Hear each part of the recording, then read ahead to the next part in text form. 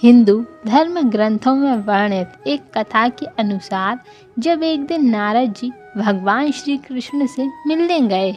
तब उन्होंने भगवान से पूछा, कृपया कर यह बताइए कि कोई मनुष्य अपने जीवन में आने वाले शुभ समय के बारे में पहले से ही कैसे जान सकता है, अर्थात कि अच्छा समय आने से पहले क्या संकेत मिलते हैं। भगवान कृष्ण उत्तर देते हैं, हे नारद, मैं शोभय मनुष्यों को समय परिवर्तित होने से पहले ही कुछ संकेत पशु पक्षी, छोटे बच्चे और अपने भक्तों द्वारा पहुंचाता हूँ, जिन्हें ज्ञानी मनुष्य तो समझ लेता है लेकिन अज्ञानी मनुष्य नहीं समझ पाते।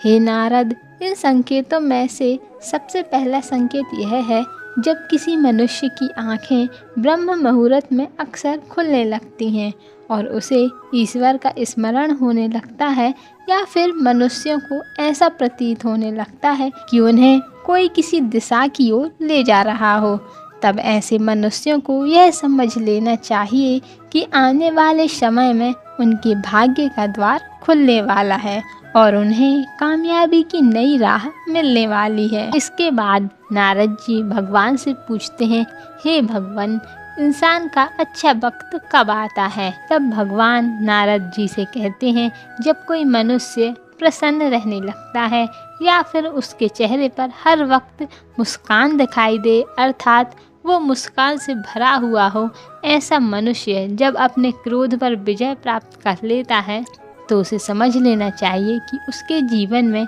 अब खुशियों की बारिश होने वाली है।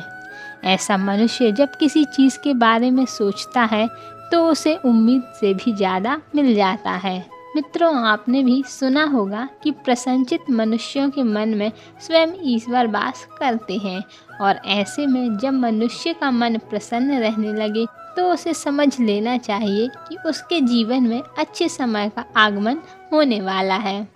इसके बाद भगवान श्री कृष्ण तीसरा संकेत नारद जी को बताते हैं। जब किसी मनुष्य के द्वार पर गाय बार बार खाने को आए या फिर बंदर उसके घर की चीज़ें अपने आप उठाकर ले जाएं, या उसके घर के आंगन में बिल्ली बच्चों को जन्म देती है, और अगर पक्षी उनके घर में आकर अपना बसेरा बनाए और चहकने लगे, तब भी मनुष्य को समझ आना चाहिए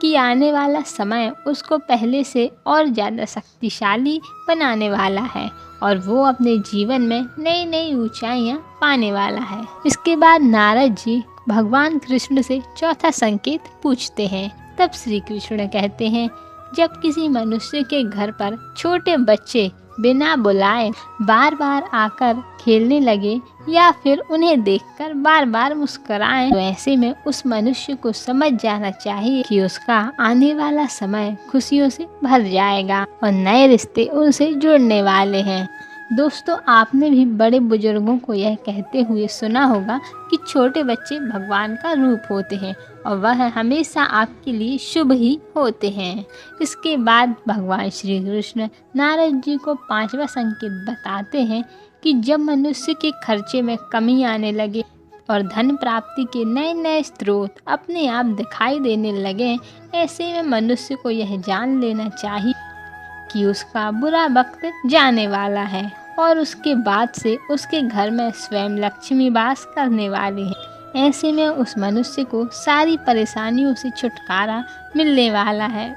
और उसके घर में अब धन भी ठहरने लगेगा, जो पहले नहीं ठहरता था। इसके बाद नारद जी भगवान कृष्ण से कहते हैं, हे प्रभु, अब छठवां संकेत भी बताइए। तब भगवान कृष्ण कहते हैं, जब भी कोई मनुष्य पूजा की थाली लिए हुए भगवान की आरती कर रहा हो और उसे ऐसा प्रतीत हो कि उसे देखकर भगवान की मूरत मुस्कुरा रही हो, या फिर बड़े दिनों के बाद उसके घर में अतिथियों का आगमन हुआ हो, तो भी उसे समझ लेना चाहिए कि उसका अच्छा वक्त शुरू होने वाला है। इसके अलावा जब किसी महिला का बायां और पुरुष का दाहिना अंग फड़कने लगे, तब भी उसे समझ जाना चाहिए कि उसका शुभ समय आने वाला है। इसके बाद भगवान कृष्ण